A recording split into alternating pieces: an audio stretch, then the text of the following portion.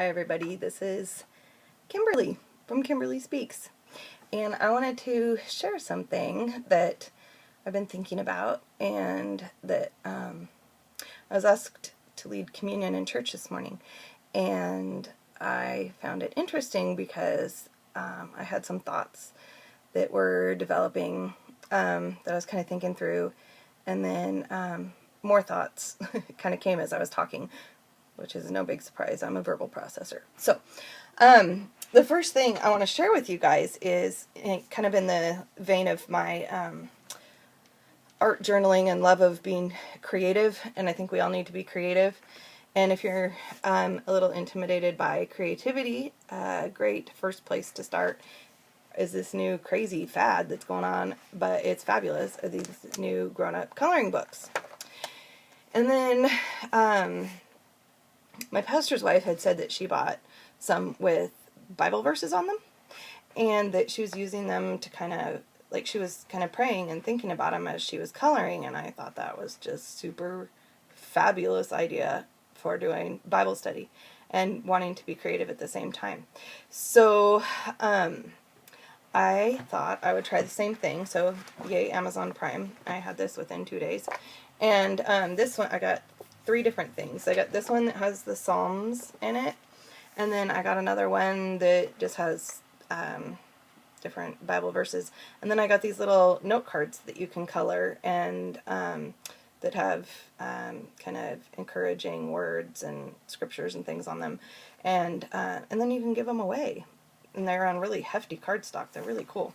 So, but I started last night. I did a couple of projects because I was kind of up late and thinking and couldn't really figure out exactly some things going on in my head. So this one kind of jumped out to me, and about joy. And I've really been trying to understand the concept and the difference between joy and happiness. And so I wanted to start thinking about that. So I started coloring this one, and it's based on this Psalm 35, which says, "There will be weeping in the night, but joy comes in the morning." And God is so patient with me. I'm a yeah but kind of person. So I read that and went, okay, yeah, but so I get it. By the end of the day, there's weeping in the night. I kind of get that, we're tired, we've had a lot going on.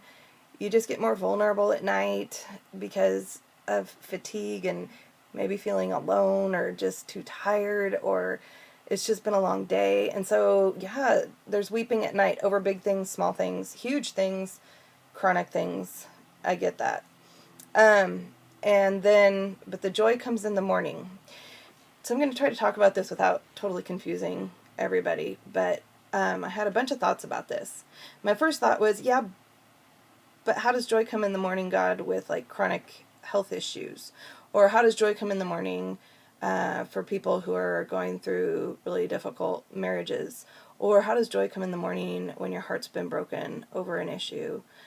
Or how does joy come in the morning when you're just full of grief? And does joy really come in the morning?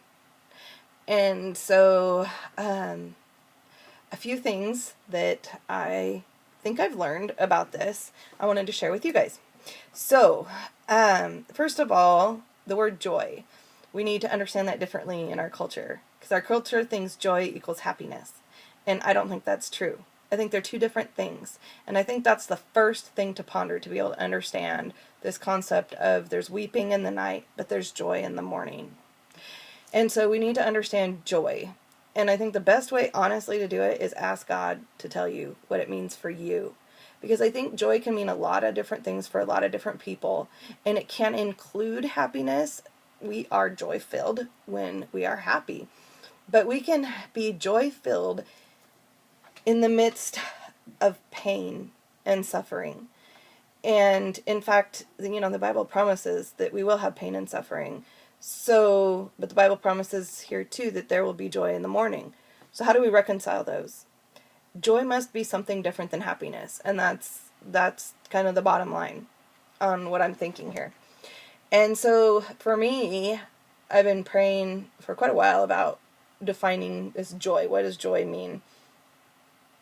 And for me, I know that joy, parts of it are peace, contentment,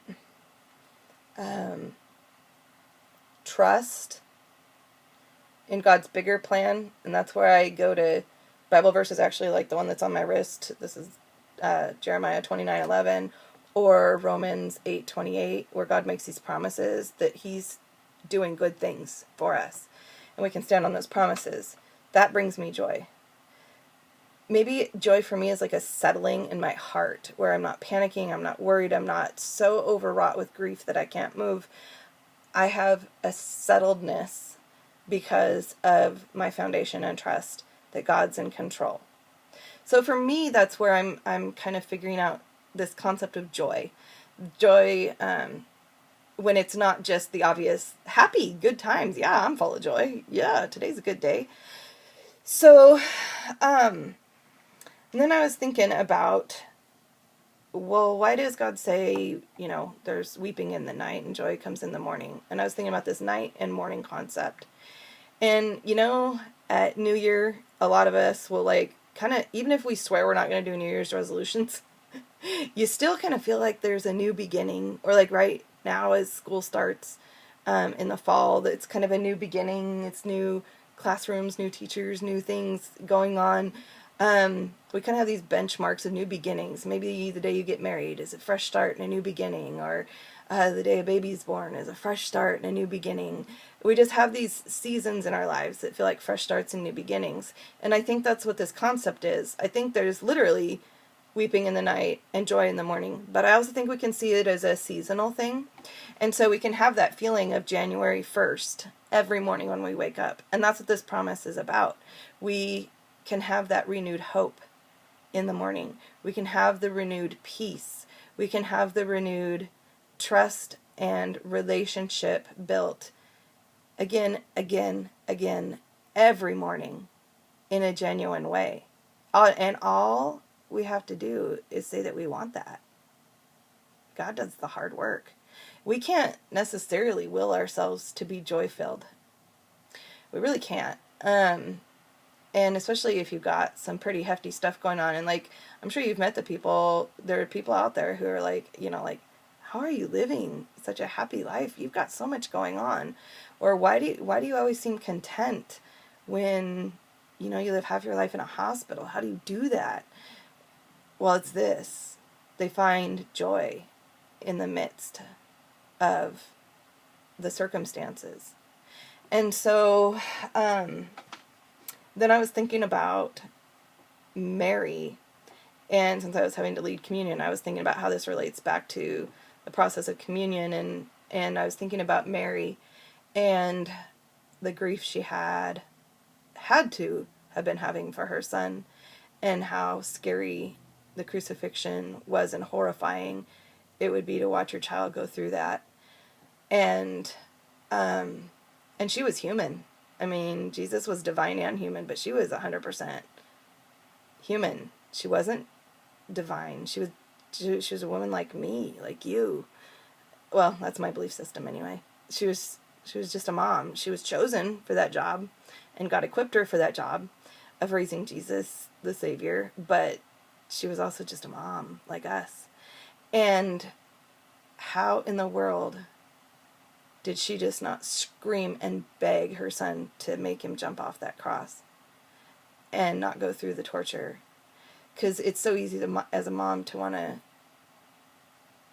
rescue our kids from pain, but sometimes either we can't because they need to go through their own process, or sometimes we shouldn't because they do need to go through their own process.